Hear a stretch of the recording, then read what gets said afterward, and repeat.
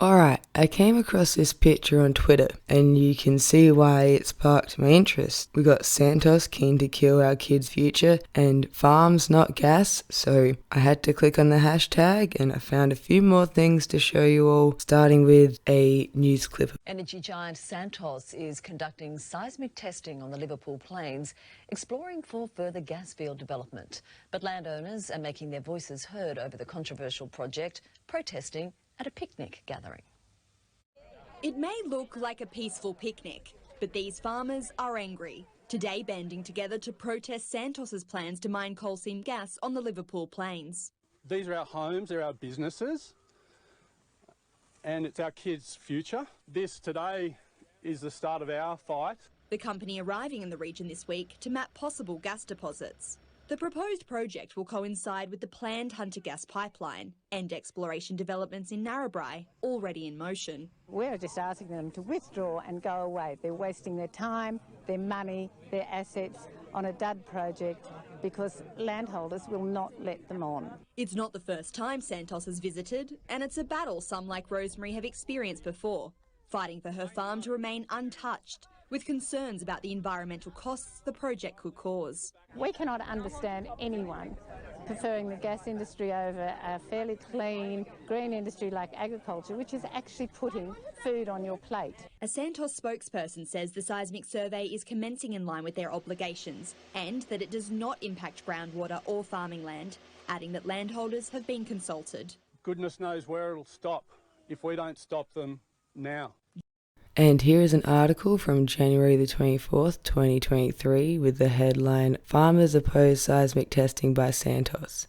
Dozens of farmers have gathered on the Liverpool plains in northwest New South Wales to oppose gas giant Santos exploring for coal seam gas on agricultural land. The gas producer sent thumper trucks into the area this week to conduct seismic testing after expired exploration licenses were renewed by the New South Wales government in April last year. Farmer Margaret Fleck said landholders successfully opposed Santos drilling more than a decade ago, and landholders were continuing that fight. The cattle farmer said about 60 landowners picnicked on Tuesday near Gunnedah to draw attention to the food and water that was at risk from mining. We're not gonna back down, there's too much at risk, food and fibre, she told AAP. Landowners are prepared to hold their ground. They're not just going to let it proceed. This is just sheer stupidity. People know about climate change, and this will only exacerbate climate change if Santos were to go ahead and extract coal seam gas. Farmers are asking the New South Wales government to overturn their decision to extend the exploration licence. They've made a mistake, Ms. Fleck said. Doug Fend also lives near where the seismic testing is taking place. The drilling for coal seam gas relies on large volumes of groundwater that's also used by farmers.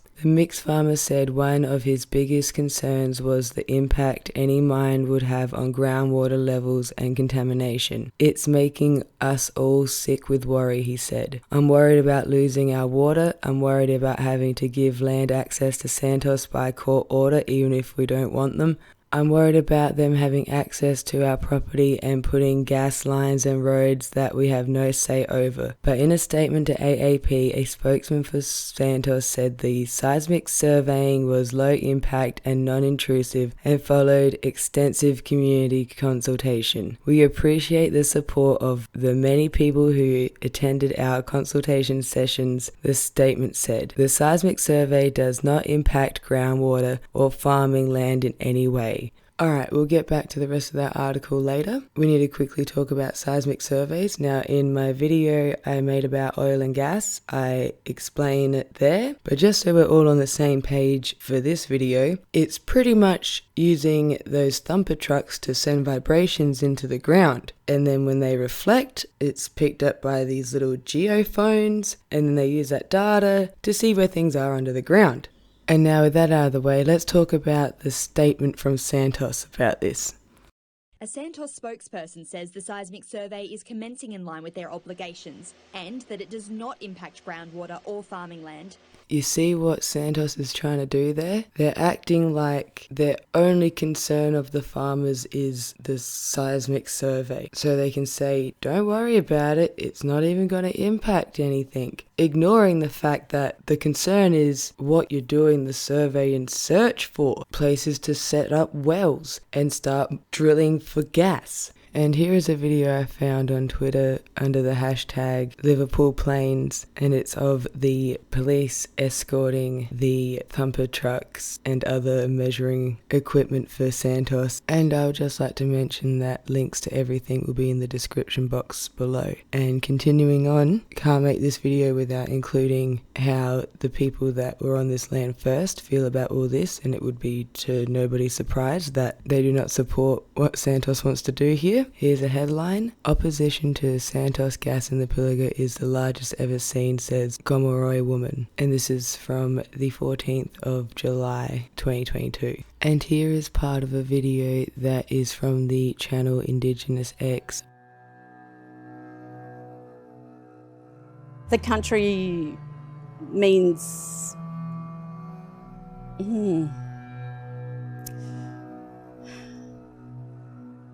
the country is family, so I look after the country like I look after my family. As Aboriginal people, we are connected to everything around us. Everything that is living, everything that is alive is a part of us. So when we see things that are dying, like the river, we see a part of us dying. We see a part of us being poisoned. There are special places like the Pilliga that shouldn't be touched.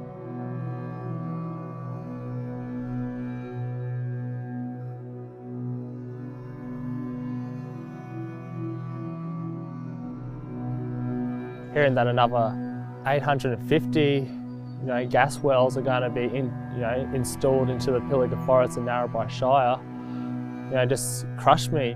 That's where my grandfather's from, that's where my great-nan's from. My great-nan's mother, that's where she's from, and just hearing that, it just tears me apart. They're going to be drilling into the Great Artesian Basin. That's our healing waters. The Artesian Basin travels from Cape York all the way down near Dubbo and across into the middle of South Australia and Northern Territory. That's huge. Alright, now that we've heard from some people that do not support this Santos gas project, let's have a look at some groups of people that do support it, starting with the obvious of the actual company, with a headline from the 1st of July 2022. Santos CEO calls for Narrabri gas as soon as possible. Now, I'm not going to read the whole thing, I'm just going to highlight some information that I thought was interesting, but like I said, all the links below. Santos boss Kevin Gallagher said there were about 20 management plans awaiting approval by a New South Wales regulator before full-scale drilling could proceed across the company's 95,000 hectare tenement, which spans the vast Pilliga State Forest south of Narrabri and some adjacent farmland. Here's a map to give you a bit of an idea. The company has approval to drill 850 wells which have the potential to produce 150 terajoules of gas per day. Now, just to focus on this sentence for a moment, the company has approval to drill 850 wells, which have the potential to produce 150 terajoules of gas per day. So they would have to drill every well they have approval for to have the potential to get that much. Just keep that in mind. All of the gas to be extracted from Narrabri has been committed to the domestic market. The New South Wales government and Santos need to carry out our respective obligations to get the project to a final investment decision as soon as possible, he said. Santos is very keen to get Narrabri developed, and we will try to exceed our base case of 2026 for first gas to southern domestic market. The Santos gas fields are already providing energy to the national grid, with 32 pilot wells having been drilled since the company acquired the asset in 2011. Of the pilot wells, about 18 are currently operational and feeding gas to a 22 megawatt power station outside of Narrabri Township. Alright, so since 2011, which was 12 years ago, so in, we'll say a decade, they've put 32 wells. More people have come to acknowledge the catastrophe of climate change. And so you say, yeah, how about 850? Alright, continuing on. A water treatment plant is allowing water received during gas extraction to be used by a handful of neighbouring farmers. The salty coal steam gas water is stored in a large sealed pond before it undergoes a reverse osmosis process, which is pretty much like filtration, to make it suitable for agriculture. See, that's why I wanted to read this article, because it's little bits of information like that. Controversial fracking techniques to draw gas from underground are not used in the area, and wells are drilled to between 400 metres and 1,000 metres below the Earth's surface, well below the depths of aquifers used by the agricultural sector. Okay, to put this simply, if you told me you're drilling to below the thing I'm worried about, that's not going to make me feel much better, you know? Like, I'm not going to feel great about you drilling to just above the thing I'm concerned about, but drilling to below it, definitely, it's going to cause some concern. Might just be me, but that's the way I see it. There are roughly 100 landholders located inside Santos tenement, with whom the company will seek agreements to access property for drilling, but King said she was one of many farmers further afield who were worried about how underground depressurization of coal seam would impact bore water across the Liverpool Plains. Moving from concerns about depressurization to concerns about contamination, because I have to show you this headline. Santos fined after coal seam gas project contaminates aquifer with uranium. But wait, it gets worse, right? Believe it or not, it gets worse. New South Wales under pressure to break fast tracking agreement after energy provider fined $1,500 for pollution incident in the Pilliga. You would think this would be like a $50 million fine. I still feel like that's low. But nah, what the fuck is that? I've checked. It's not a typo. That is what actually happened. Which leads me to, the whole point of fines, where you avoid getting them, especially if they're really going to cut into your budget. I would think if a fine was a couple of $100,000 for a corporation, it would still be seen as the cost of doing business. And you're telling me that Santos got away with $1,500. And so who's going to think this would make them be extra careful to not let anything get contaminated ever again? Do you really think that if they've done it before and got fined, less than an individual would get fined? You're pretty much asking for them to contaminate all your shit now. Alright, so we're at the part of the video where we're going through the groups of people that support this gas project. Went through the CEO. Now, obviously, the New South Wales government, Liberal government, seems supportive of this to happen in their state. And next I'd like to show you a politician that supports this, that's very relevant to the situation. An article from the 15th of June 2022 titled "New South Wales will need Narrabri gas, Federal Resource Minister says." And yeah, I'm not going to read it all because I probably can't read it all because it'll make me too angry. Now, let's get into it. Resources Minister Madeleine King has warned of a big energy crisis in future years if new gas fields like the Narrabri project in northern New South Wales do not go ahead, declaring that critics of the project should accept the need for gas as part of the transition from coal to renewable energy. See, already I've got a lot I could say, but we'll space it out. Alright, and then one or two paragraphs later, right? Santos wants to produce the first gas from the controversial project in 2026 and says it could sell the gas 2 or 3 times over on the domestic market because demand is so strong, but the company must gain state and federal approvals for gas production and a pipeline to Sydney. Now, I'm glad that this article tells its readers that there will be no gas from this project until 2026. And now this article was written in June 2022, so just after the federal election, when the Liberal Party is no longer in power and we've moved to Labor being in power. And I even remember reports of other countries' leaders saying, "Good job, Australia, now you're going to join the fight against climate change." I saw heaps of reports like that. But then in June June, you have the new resource minister backing this disastrous project, where there will be another election before this project even starts giving you gas. Keep all that in mind. Let's try and read more of this. Alright, and to speed this up quickly, here, and for those people that will get angry at me for what I've said, so she knows people are gonna be pissed, and how it says, King emphasized that she wanted to decarbonize the economy by shifting to renewables, but had to deal with household and industry demand, and accept some of the realities of our current energy mix. Now you see how absurd that is when the project you're backing isn't going to produce any energy for you until 2026. And this part. She said demand for gas would fall over time and she wanted Australia to reach net zero emissions by 2050. 24 years after that gas project will start producing gas. I digress. With Labor's policies to shift to renewables and invest in the electricity grid, but she said gas was part of the transition because it would replace dirtier emissions from coal-fired power. Yeah, but here's the thing about coal, because at least with that shit, you actually needed to burn it for it to start to fuck up the atmosphere. The thing with gas is, it's fucking gas. LNG, it's methane. They're going for methane. And so, all you need with that to start fucking up the atmosphere is a leak. You see what I'm saying, everybody? And so, let's try and continue on with this article. I understand people's concern about there being a lack of determination around meeting net zero emissions and a lack of an energy plan. That has been because of the climate wars in this country in the last 10 or 15 years, she said. I just can't. Let's try to read more. I have a lot of sympathy for it and I am as angry as anyone about the inaction that has allowed the current crisis to be upon us. While the government is now bringing in an energy plan which will get working on renewables, and that's our very determined ambitions, gas is the transition fuel that is able to bring down emissions in the short term.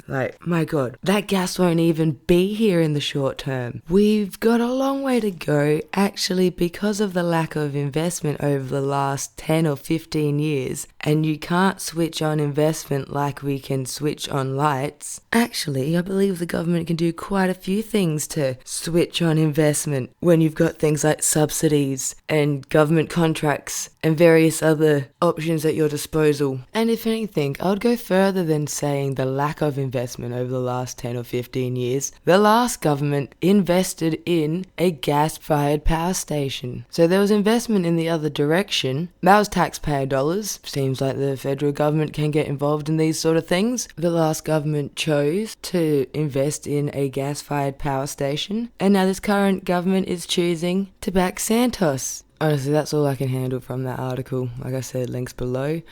And I must say I'm glad that people called her out at the time. Labour Resources Minister support for Narrabri gas project labelled disrespectful. And now if it shocks you to learn that different government, same shit, then that tells me that you are not a subscriber of this channel, because I like to make videos where I just read out the financial disclosures of the political parties. Santos, oil and gas.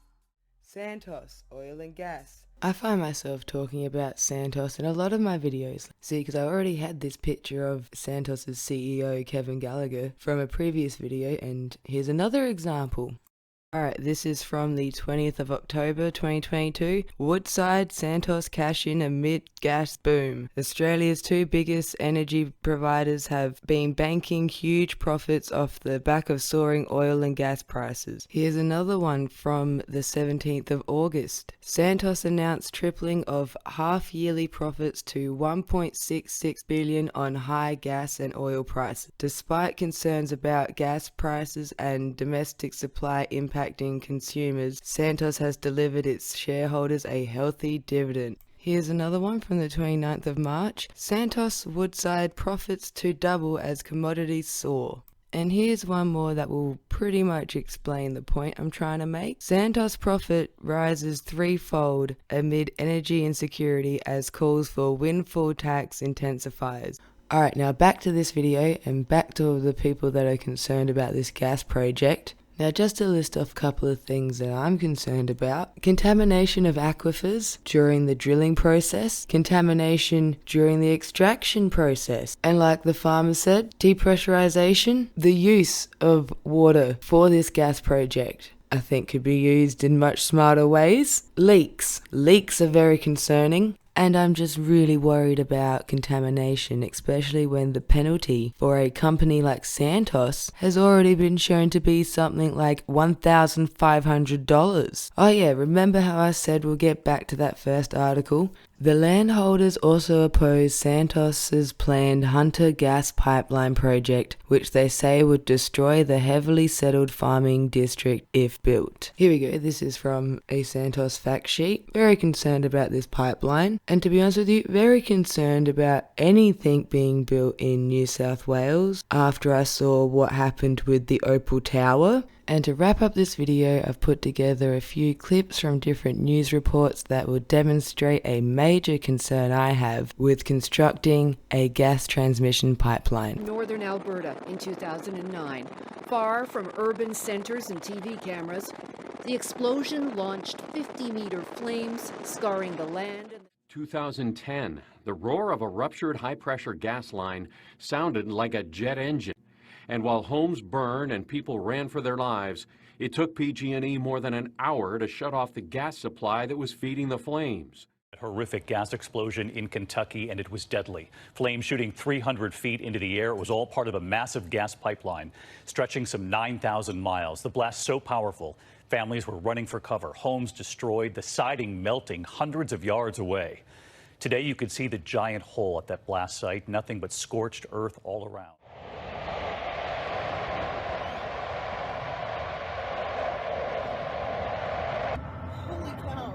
Explosion in Coolidge is under investigation. The pipeline explosion killed a man and his teenage daughter and severely injured the girl's mother. Today we're learning that it could take investigators more than a year, possibly up to 2 years, to determine the cause. But pipeline experts say it's likely the pipe itself is a half-century old. Drivers on 376 couldn't believe their eyes. It looked like daylight, hours before the sunrise. The 24-inch gas line had only been in service for 1 week. It exploded just before 5 a.m., bringing down 6 high-tension towers, knocking out power for 1,500 people. Fort Bend County, where emergency crews are responding to a reported pipeline explosion. Photos and video from that scene show just how large those flames are. Just over my shoulder, you see that pipeline fire burning. We spoke earlier to Parish President Guy McGuinness, who sort of gave us this bit of information that it's been burning for a couple of hours now. He identified it as a gas pipeline explosion.